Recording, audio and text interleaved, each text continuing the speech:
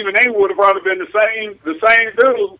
Like, oh my God, what are the Cowboys doing? They're just wasting so much money on a running back.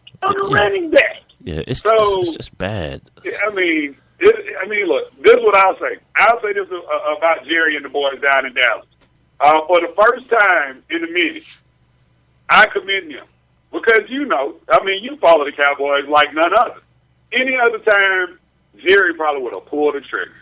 If he could have done it, he would have pulled the trigger and paid that man. You know what? I always ask people when people say stuff like that, because people always insinuate that like Jerry Jones is just like wild man. He's just like he makes these crazy draft picks. When's the last one?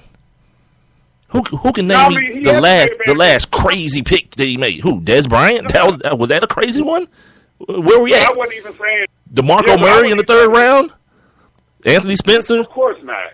DeMarcus Ware. They made good picks. Even going back to the cornerback. What's the cornerback name y'all drafted? What was that, 3 years ago? Well, no, that's probably not a good example. The kid out at the time, Morris Claiborne. I'm saying, yeah, because at the time, because he came in and played immediately. Well, yeah, but never really good. I mean, he played, but because he had to. But it wasn't a bad signing. It wasn't like a wild man. It wasn't like a Raiders draft choice. Right, and that's my point, because people paint this picture as though like Jerry Jones, like everyone keeps trying to spin this whole. They had to hold him back from picking Johnny Manziel. This dude owns the team. No one's holding him back from doing anything he wants to do. Let's get that straight right now, because you can't tell me that this is the same person that is going to spend money and do this and do. I heard Pablo Torres today say that the Cowboys, they're like the Yankees in football. There are no Yankees in football. You know why? Because there's this thing called a salary cap. Salary cap. Right. Yeah. Dumb. Like, stop saying stupid stuff to me. Like, every time that happens, and I'm watching ESPN, I desperately try to find something else that's going to replace that foolery, because what happens is, again, stupidity is like a disease. It's contagious. Like, somebody on ESPN will say it, and because they're on ESPN, another fool will hear it, and he'll tell another fool, and he'll tell another fool, and then another fool, and another fool, and everybody's stupid now. Everybody believes the Cowboys are the same thing as the Yankees in baseball, when it couldn't be any further from the truth. There are no Yankees in football. There can't be. The league, the system in the league is set up to where that doesn't happen. You have a certain amount that you can, a certain amount that you have to spend, and that's it. There's no over, there's no under, there's no luxury tax, there's none of that. Period. But if there was, oh boy, how about them Cowboys? I mean, but there's a reason that there's not, because first of all, look at it this way. The Yankees still owe A-Rod $60 million. You know why? Because it's not football. The contract is totally guaranteed. So there's that. Guaranteed. That's right. There's that. Yeah. But you know what? If you look at the Yankees payroll as a whole, dude, like they owe a lot of people that don't even play baseball anymore money. Good Not just A-Rod. A-Rod's playing, but they owe some cats that retired 2-3 years ago. They still owe them millions. Yeah. But the thing too, it's not just them. That's a culture in baseball. That's what baseball is. And Marquise Grissom is still getting paid from the Dodgers right now. I mean, thankfully for them, they got their own TV network, so it doesn't really matter. The same thing's gonna happen to the Dodgers. It's gonna happen to the Angels as well with the Albert Pujols deal and all that kind of stuff. Yeah, dudes are gonna be getting paid long after they're done. After they're done playing football, or not done playing football, but after they're good at playing baseball anymore. So it's business is business. No one's complaining. The Yankees are. They don't want to play A-Rod, but too bad. He didn't walk in there with a gun and a ski mask. He walked in there with a pen and signed a piece of paper. So your mistake it's not my problem. Now if I'm A-Rod, it's not my problem. We'll get to that A-Rod stuff in a minute. And this is the other thing that I thought about when this whole Ryan Matthews, DeMarco Murray thing came about. And this is the Sports Kings podcast on Spreaker.com. Sports Kings Live is our Twitter, Instagram, and Facebook. Sports Kings Live at Gmail is our email address. Yesterday, our man at what's his Twitter, at only one Mr. Green. Oh, Mr. Green, right? Yeah, he always gets caught up in these like relationship type like streams on his timeline, and then I get caught up in reading them. So yesterday, apparently, some chick videotaped herself in the store, like dissing this dude. Have you seen this? You saw that? Yeah, he tagged us in the video. Right, because I told him, I said, I'm curious now. I want to see it. So he sent it to me, and I'm like, oh, okay. This is like a little short video. I guess what happens is the dude, like, at first I'm thinking, is this staged? Because who's already recording? But I kind of gave it the benefit of the doubt and said maybe he tried to say something to her before, and as soon as he said something to her, you're right. That's what they were saying. That he had already said something to her previously, and she had said no. And she turned the camera on, right? So then I guess my man says, "How you doing?" Because then she says, "I'm good." And then I guess he says, "Do you have a name?" And she says, "No, I don't have a name." And so like, dude, like he's going back and forth with all these different people about how rude, because he calls her rude. And then she says he's rude. And he's like, how am I rude? I came at you like a gentleman. And then the video cuts off. And I'm thinking to myself, well, I guess everybody kind of has their point.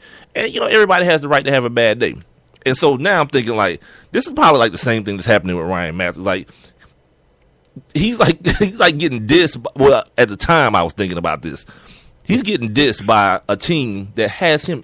Like, how do you not sign that dude? He's in the facility right now. The deal is done. And then here comes a call from DeMarco Murray, and it's like, he's just better than you, though, Ryan. What do you want us to do? They kind of like gave this dude like a pity signing. No, you know what that's like. The Eagles were the pretty chick, right? And they thought they were going to go on the date with Ryan Matthews. And then DeMarco Murray was like, nah, I'm DeMarco Murray. Yeah. And then he called, hey, you want to go to the prom with me? And guess what the Eagles said? I think we'll go with both. I think I want to go with both of you all. Good for them. Can we go with both of you all? That'd have been me. I'm like Kanye. I would have married Kate and Ashley. But look, yeah. And then there's Darren Sproles in the background, like, hold on. Well, you're already here. Yeah, you already you've been smashed many a time. Hold on. But no, what it got me to thinking about, and I don't know why this just randomly came back into my mind. Like there was one time, there's not. Let me clarify what I'm saying. I was about to say there was one time I got this. It wasn't just one time I got this, but it's this particular time was very, very like, you know how like somebody say something to you and there's like no comeback from it. There's like no coming back. Yeah. We was I was hosting this America's Next Top Model finale party at this club. You was talking about BMF the other day. They used to own this club called Babylon in Buckhead, and so we was hosting this. It's more of a lounge though. And we were hosting this America's Next Top Model finale party along with PZI Jeans. So we get there, early to set up and everything. And the PZI girl, for those of you who don't know what PZI jeans are, and I'm about to give them a free plug on this wonderful podcast. It's the jeans for the big booty girls. They have like the stretch material in it, but they're still denim. But yeah, it's so that the chicks with the big butts don't have like that big, that big bubble in the back of their waistband. Yeah, small waist, big butt. So the PZI girls are there, right? So I'm like, yeah. I'm about to start fishing with dynamite up in here. So there's this one chick, and I'm talking to her for a long, like we setting up, and we giggling and having a good old time, right? So then I'm like, okay, now it's time to strike. I was like, well, yeah, I'm gonna let you get back to it, whatever. While we exchange numbers, we can get together some other time. She was like, nah. She's like, I got a man. He treat me so good. I was like, is he right behind me? He here today? She's like, nah, he ain't here. That's just what it is. I was like, all right. Right. I'll see you later then. I don't know what to say. Like I'll probably be 90 years old and I'll never forget that. I was like, damn, buddy. Like I wanted to find him myself and just get him some, cause this bro was fine, cuz I just wanted to find him and just get him some dap just randomly, like, all right, my dude, you got it. Oh, he putting it down. Just respect. Yeah. You know what I mean? I respect game. She was like, nah, he treat me so good. I was like, is he here? I'm thinking he's like looking at her or something from across the room. She was like, nah. I was like, okay. It was nice meeting you though. My voice got all cracky and stuff. I'm like, I'm out of here. Here for that Fiona Season before she left, boy. He stood up in it, boy. No doubt. It was the one Negro gonna be able to get those digits. I was like, all right, that's never happened, but fine. I need to work on my stuff now. Anyway, yeah, that just brought when I saw that yesterday and all this stuff that was going on with Ryan Matthews and DeMarco Murray and the whole Frank Gore thing before that. It just brought everything back to mind. I'll never forget that night because it was. You know the one thing that you mentioned, Frank Gore. The one thing that we did talk about, and shout out to Rob Littell over at Black Sports Online. Is there any truth to the fact that Deshaun Jackson talked with Frank Gore about the situation in Philly? Not Deshaun Jackson. And I said this on Monday when it happened on Monday when you weren't here. Yeah, I said the same thing. I said these dudes talk to each other. I said there's nothing that's going to dissuade me from believing that Frank Gore didn't talk to LaShawn McCoy. And then it was LaShawn McCoy, not Deshaun Jackson, but LaShawn McCoy. Right. Okay. And then the next day, I saw the tweet from Rob Littell, and I was like, "Yep, exactly what I said happened." Like, how does that not work? It only makes sense to me that you're already ready to go, and all of a sudden you change your mind before you even make the trip out there. Yeah, of course, something swayed you in the other direction, and why wouldn't it be somebody who just got traded away because they didn't quote unquote buy in or whatever? Yeah. It's just it's basic math. It's 2 + 2 is 4. You feel me? Something else that happened today, as far as the NFL is concerned, and I hate when stuff like this happens. When I have the thought in my mind, and then I read my thought the next day, because now it feels like it wasn't my original thought. Now it feels like now you just piggybacking off somebody else.